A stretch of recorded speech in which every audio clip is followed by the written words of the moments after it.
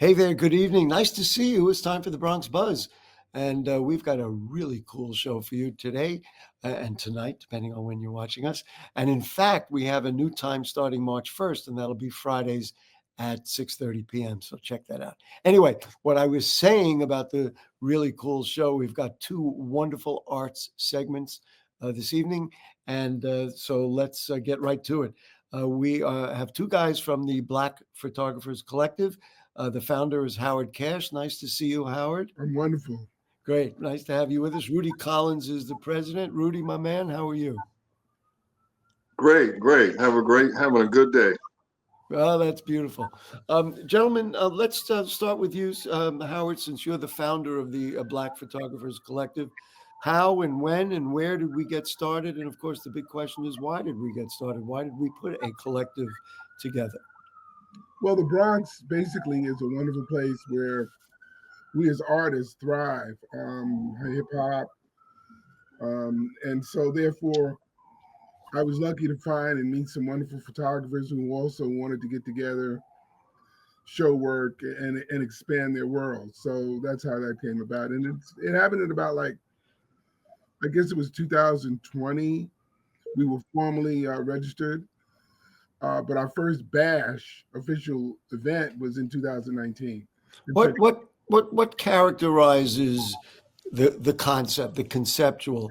Do you is it specifically because the photographers are Black, or do you think there's a vision that gets communicated through the collective that doesn't come out in other ways? But we deal with community, and we know that in our community, there's a very important for having folks, especially that look like us, to be able to relate to the kids and to be able to relate to adults and be able to discuss themes that are not normally discussed in the community. So that's basically it. Touch upon things that mainstream media may not talk about. Rudy, for you, what's it been like being part of the Black Photographers Collective? Are you very active? Do you take a lot of photos? Just give us a little of that background, if you would. Yeah, it's been great being a member of the group and having a good group of photographers who know what they're doing and care about their work. I've been active doing a lot of the events, and I'm still putting up a website on Shopify. I'm always like a work in progress, always trying to do that next shot that's going to catch everybody's attention. It's been great working with Howard. He's a professor extraordinaire.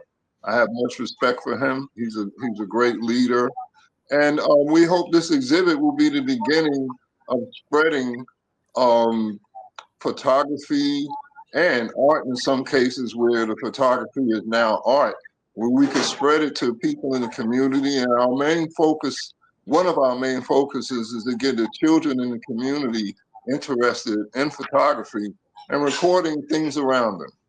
Do you shoot with like a 35 millimeter camera and like an old fashioned camera, or do you pick up your cell phone like everybody else?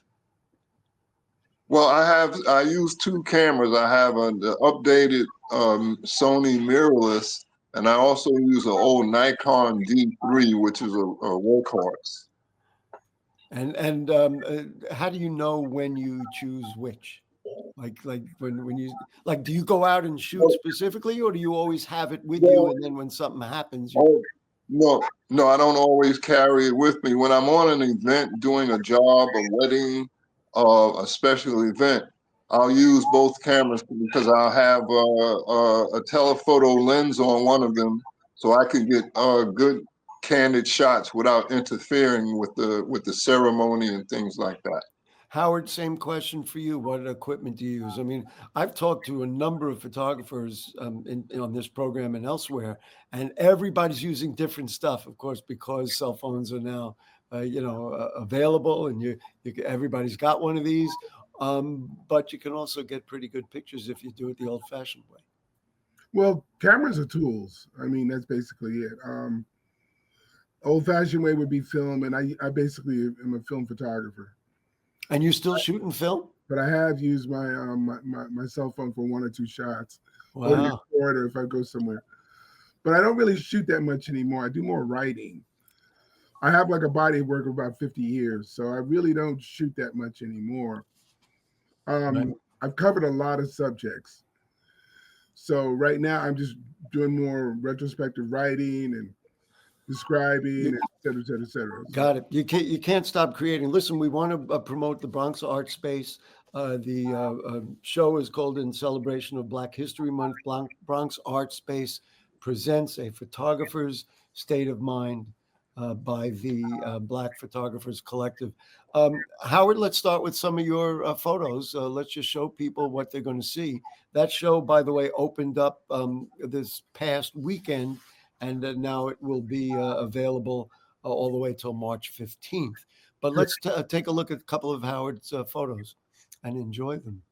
There you go, Howard. Do tell. What is it? Fela Kuti, I photographed him I photographed him twice. I photographed him in 82 in Nigeria, and I photographed him. This is when I photographed him in 89 in what was it? It was a club in Manhattan. And at the time I was using slow motion technique. This is called Stepping into Heaven, Fela Nicolapo Kuti. And if you don't know who Fela was, you need to do some research. Well, that's what we're here for, and that's what you're here to educate about. Let's do the next one. Let's roll them. That's called Jubilation. I shot that in 83 in Nigeria.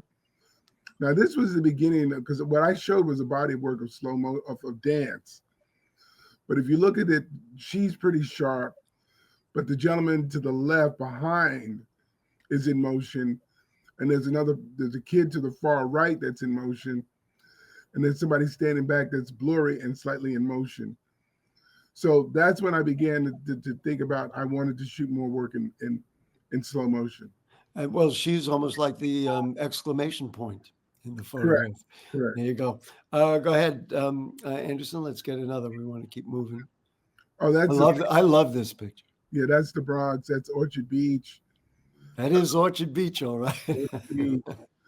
Orchard Beach, it pays tribute to the Africans in the diaspora, and it pays tribute to Africans abroad with what they call Roombas. Yeah. They have Roombas where people come together and they dance. They do it in Brooklyn. They do it in Harlem. They do it also in Washington Heights. They do it everywhere. Let's be real. In urban places, maybe we ought to make that distinction. Yeah. Let's take a look at some of Rudy's work, and I'm doing this because we want people to get excited about the show that's coming up. So, Rudy, Anderson, who's our producer, let's see what this photograph is just unbelievable. So, what do we got here, Rudy? 2 years ago, I photographed the Harlem Little League for their season, and I always wanted one of my fantasies was to catch that sliding in the home play. There you go. And I was with it. Yeah, and matter of fact, I was using the Nikon 70-200 telephoto lens. I was out in the outfield, and I just when this play was developing, I just kept it zoomed in at the plate, and I caught it. And that's the good thing about photography. You got to catch that moment, and because in an instant, it's gone. Well, that one would certainly be gone. And that would be great in the modern day baseball, because in the instant replay, you could see that he definitely, as long as he held on to the ball, he got him out. Let's take a look at it. It's a tremendous photo. Now, this I recognize. I happen to be a Met fan, so I recognized Ahmed Rosario, but he missed the pitch. Right? Did you want to? I used I have. I have the NYPD press pass, and I was able with that press pass to get down to the dugout and the field level, and I just kept the camera trained on him. When I took this picture, I had in mind to combine it with the picture of the Little League to show there could be an aspiration to go from the Little Leagues, and here's the big leagues right here. It's a great shot. As you can see, it was a strike. He missed the ball. It's one of my favorite shots. Well, maybe that's why they eventually got rid of him and sent him to other teams. Anyway, let's see what else you got. Oh, now this was interesting to me. This just was a Bronx scene. No, this is a No, Harlem brownstone. Harlem. Um, Harlem yeah, brownstone. I have yeah, this is a technique that I use to change it from a photograph into a work of art. And I have a book out called Harlem Today. It's available on Blurred. You can go to my website, rudycollinsphotography.com, and review it or purchase it off of that site. And this was mostly a photo showing of the Harlem brownstones. Well, the spatial organization of it is just beautiful. It is compelling, and of course, the rich colors sell the story, Yeah, so to speak. I think we got one more, and let's show that one. This one, this is obviously a mirror image, but there's a guy sneering in the front, and it's pretty. It's a pretty cool yeah, photo. yeah. This is an unintentional success. This was taken around the time I met Howard Cash when we used to meet at Creole, Howard. Yeah, I remember. It was a jazz club, and they had an open mic every Tuesday from 10 to 2 a.m. in the morning. And I met this trumpet player, and I took a few shots of him, and I brought the photo home, and I was just with different things, and I accidentally created this, and I said, Yeah. "Wow!" I like Wow. Eureka, like I discovered the light bulb or something. And Um, that's one of my favorite shots, also. Listen, guys, the opening reception already happened.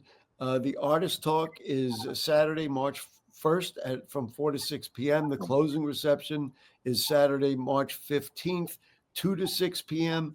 And the Bronx Art Space on 700 Menida Street. Everybody get out there. Gentlemen, maybe just a quick sentence from each of you. Why is it so uplifting to see all this work together? Howard, we'll start with you, and then I'll ask Rudy the same question. Well, also, too, I want to let people know that we also have a curriculum. So for Okay. kids who want to learn photography, so they could get in touch with us on IG. And we'll, if you have a community center or an after-school program, you have a budget, we would love to come and teach your children photography. And work on it. Listen, Yeah. what you're doing is so important. Rudy, just a final word from you. The work from both of you and the others is fantastic. You're breaking up, but I'll just say that I look forward to continuing with the group and spreading the craft of photography around. Great, beautiful. Right on time for Black History Month. A Photographer's State of Mind by the Black Photographers Collective.